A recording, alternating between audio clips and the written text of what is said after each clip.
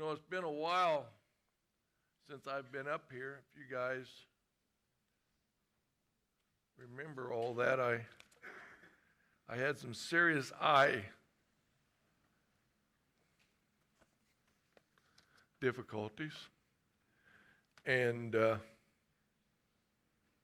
God is slowly but surely restoring my vision.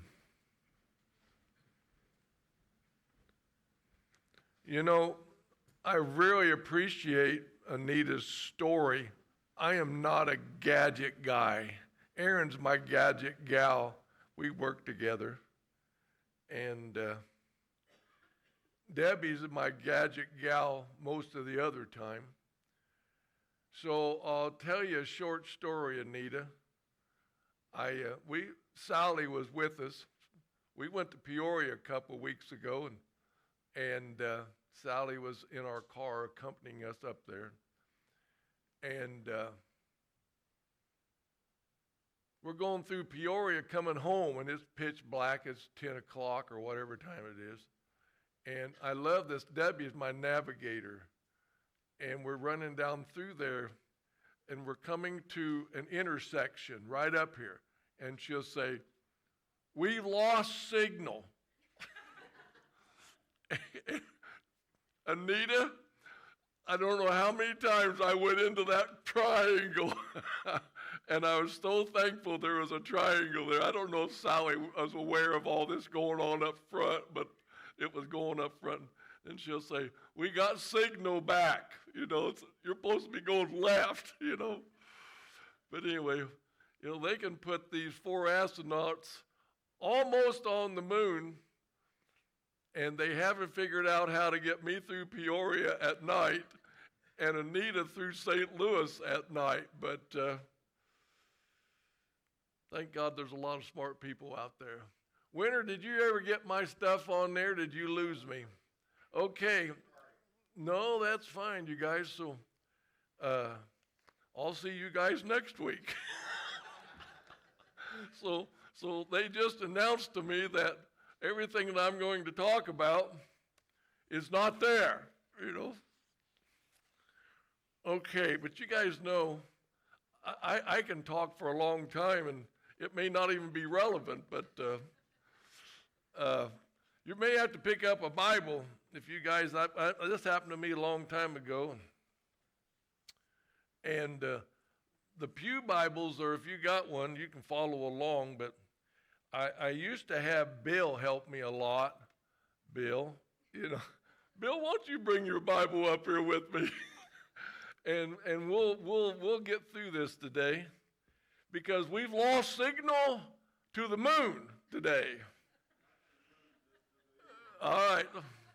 But anyway, we're going to get through. Come on up here, Bill, because Bill's acting like he doesn't know what that Bible is. Get up here, Bill. You helped me do this for 3 years.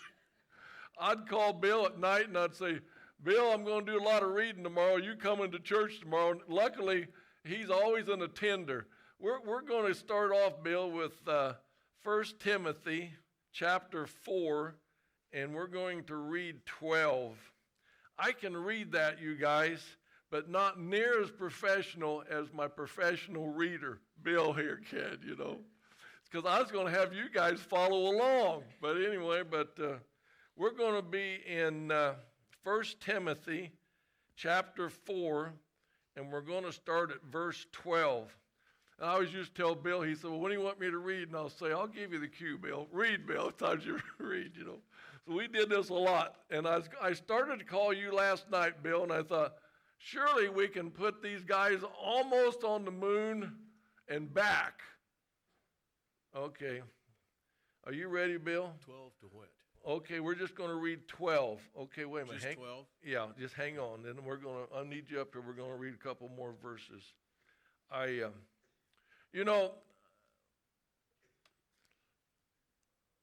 We talked about this in Sunday school a little bit this morning, about how the Bible is God's divine word to us, and all the examples of that through his apostles and through the authors on on the validity of the Bible.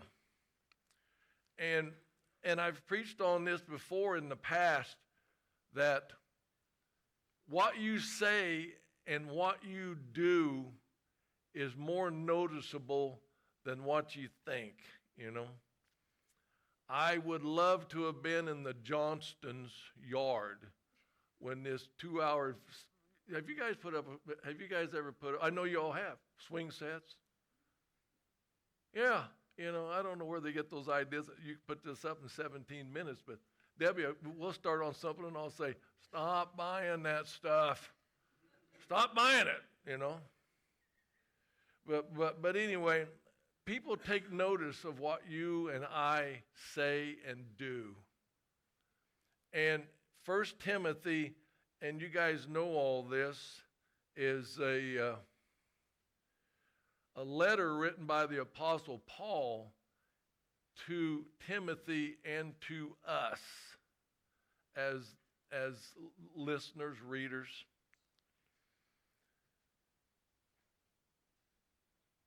And again, I'm back to, you guys know me, I've always kind of brought props in one thing or another.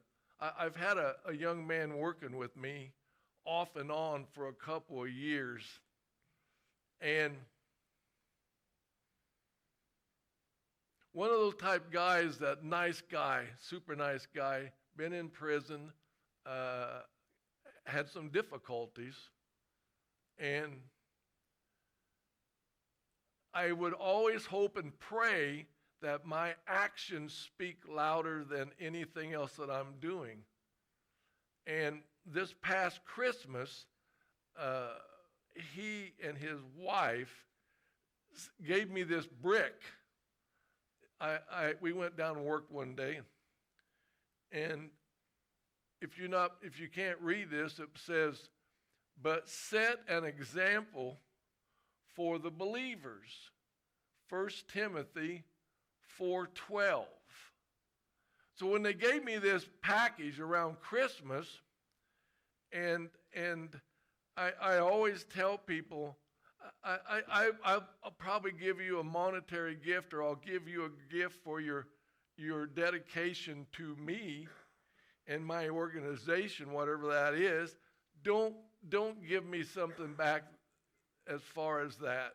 And anyway, he handed this to me, and I thought, well, it's going to be a block of chocolate.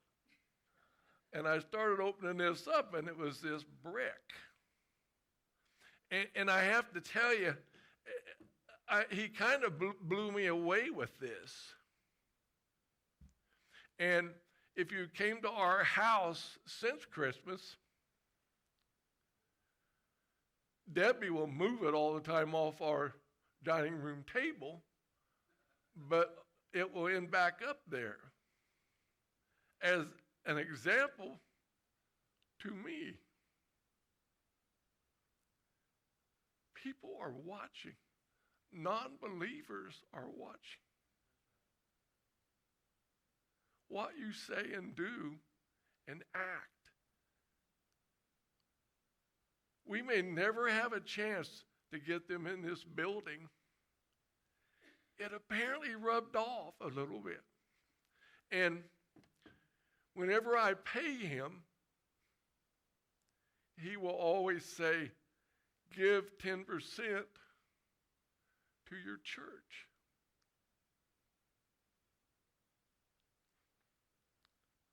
People are watching. 1 Timothy is about, Paul wrote this letter to him because he's been on a missionary trip with Paul. And Paul currently, probably very likely, is in prison at this particular time. So it said Paul wrote the letter to Timothy and the world to instruct about faith and future order of the church. It was written AD 64. Jesus had been killed at this particular point, and that had already transpired. And Paul was at the end of his life. And he pens 1 Timothy, 2 Timothy, and Titus for us and for our direction and for Timothy's direction. So I'm going to start. Bill's going to pick this up, and he's going to read for me, if he would, Bill. Timothy 4:12.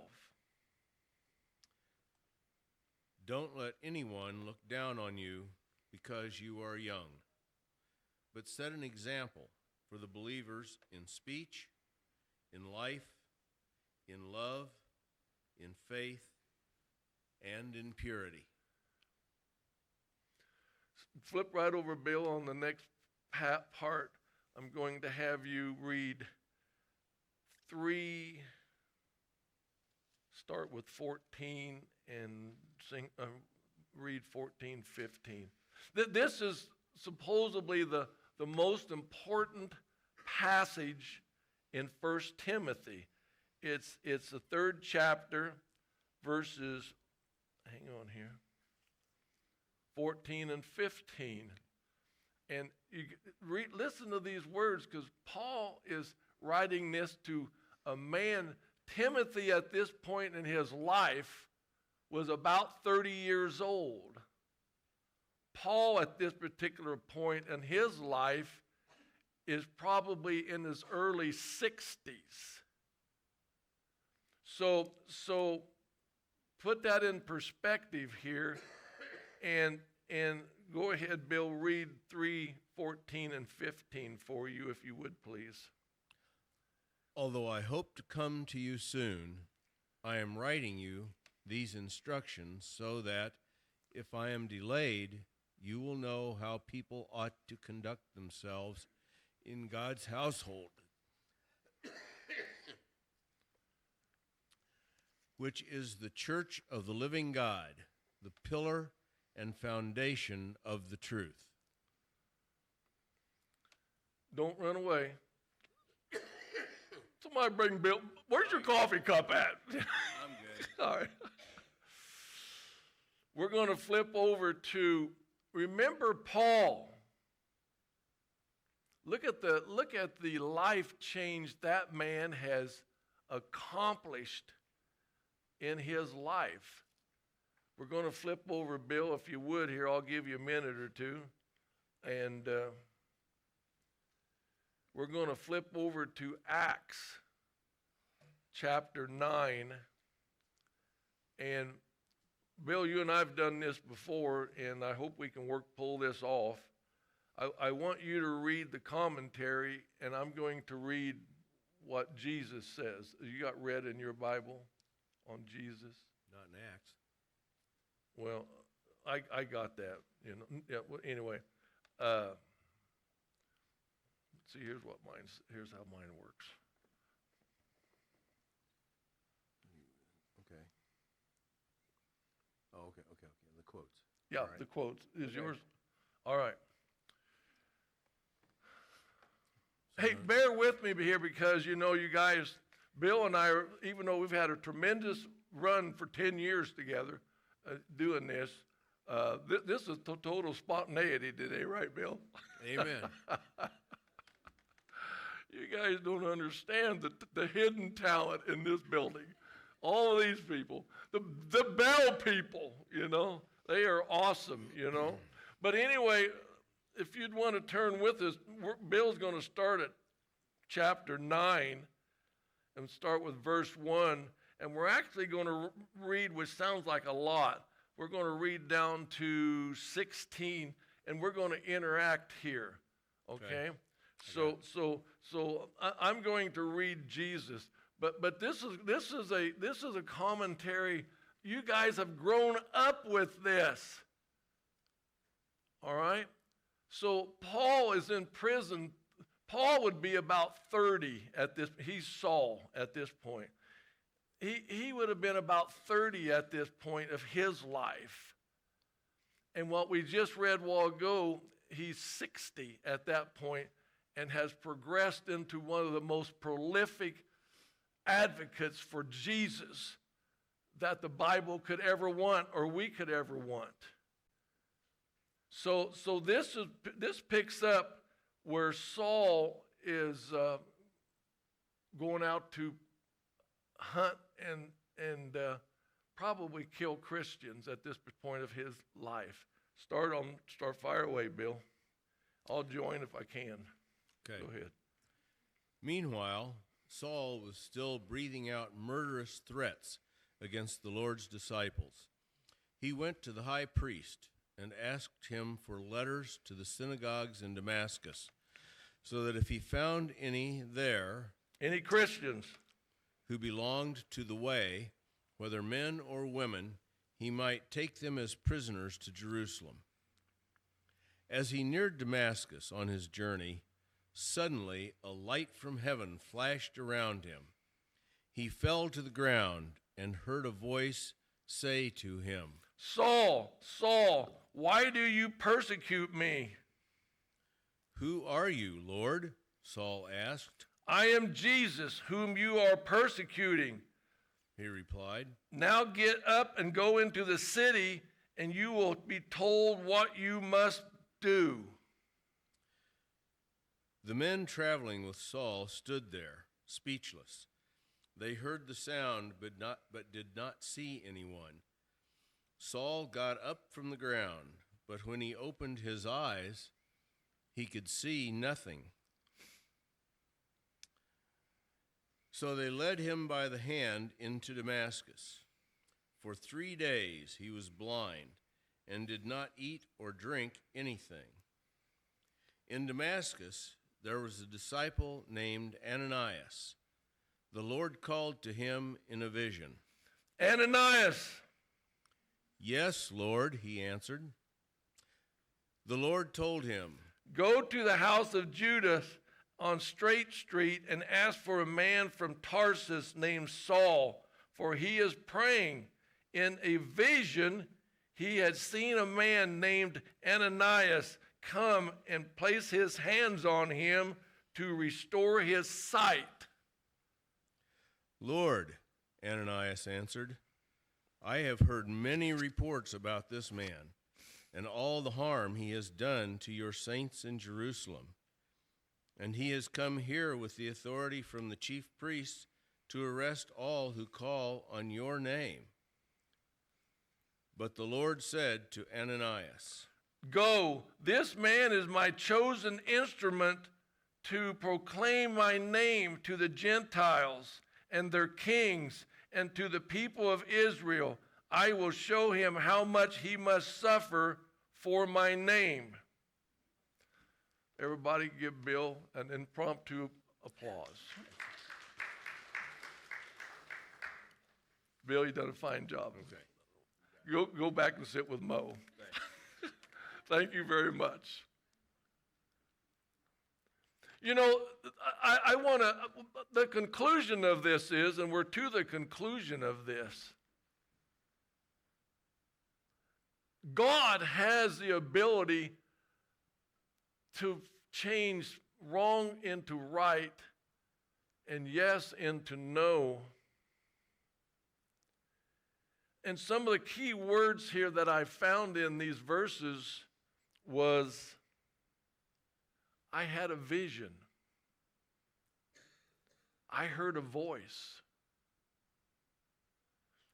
These men in these stories, and this Acts was written by Luke, who I say this all the time. He was actually a physician in life.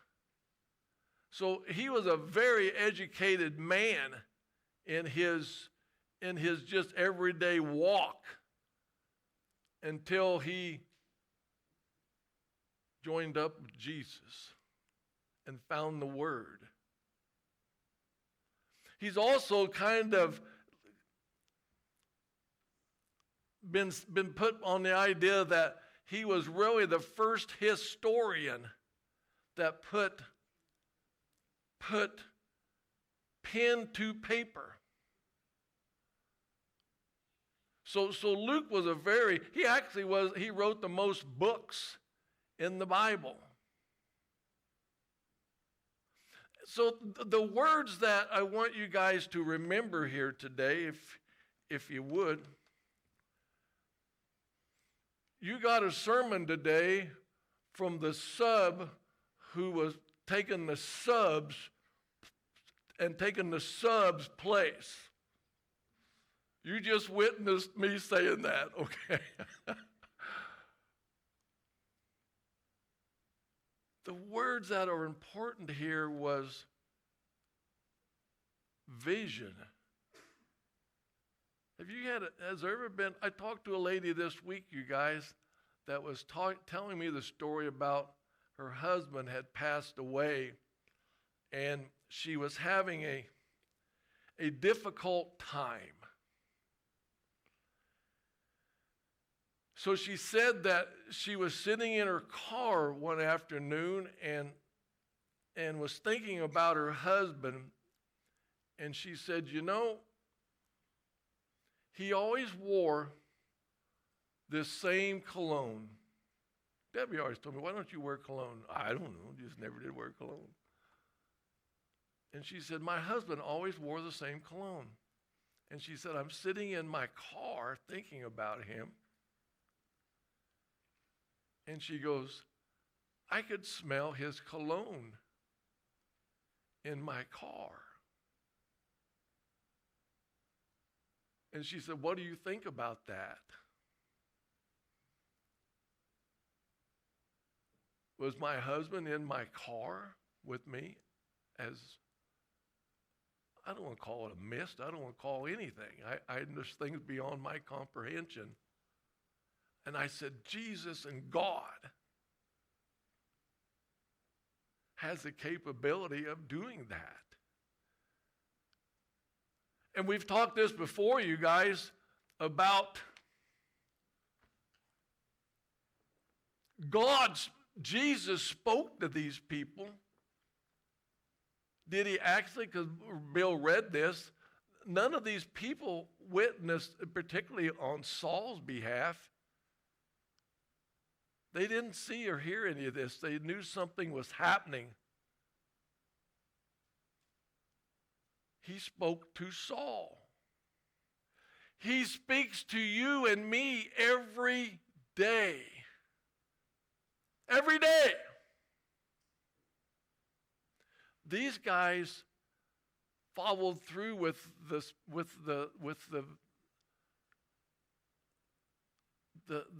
hearing of that. I've never seen Jesus as far as sitting here saying, come and do this, come and be a preacher, come and do this.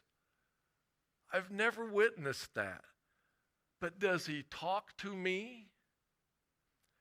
Every day. The important part of that is, did you hear?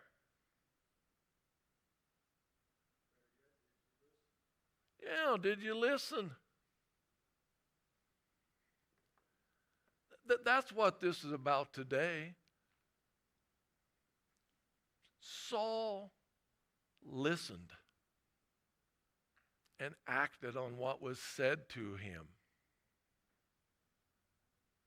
Timothy heard and acted on that. Jesus could tell you as something as simple as, I think you should go talk to them people that you work with every day. And I know you guys do this because I do this. I miss that opportunity because of my own failure and my own weakness. And I will have to account for that one day when Jesus comes through the clouds or I get laid to rest. By the way, Debbie and I, we bought our plot. We're going to Blue River, okay? So if I end up going to Blue River, Sue, you're my neighbor, I seen your name on the plot list the other day, Don't Don't act up like you do in life, would you not? You know, we're going to Blue River where it's peaceful. That's a cemetery down here. Sue, you're my neighbor down there for eternity. Do what God is asking you to do. Nothing any harder than that. He's not asking anybody to do anything that you're not capable of. That person that you know you should say something to, that relative that you know you should speak to, that coworker who's just crying out for somebody to say here, can I hear you? Can I listen to you today? Well, I mean, we're busy. We're busy. Dave's sermon's over. I'm 2 minutes over, Bobby. I'm better than you because we'd still be going at 10 till. You know, you're a better preacher, you know. I'm not even a preacher, Nita. I'm a salesman, you know. I'm a professional salesperson. You guys stand up with me. If you haven't been baptized, I'm beseeching you guys, that's a decision you should make. You should make that decision. Just like Anita up on that highway lost. Debbie had me lost in Peoria, you know. Yeah, singers, come on up. Thank you, guys. See, we got so much talent here. We're going to sing this invitation. Rex and I talk this all the time about his brother David. Just driving down the road, Rex. Why? At that particular moment, I don't know that. I don't know that time or place. Go ahead, girls, fire up. We're going to get going. Thanks very much for coming today. I love you people.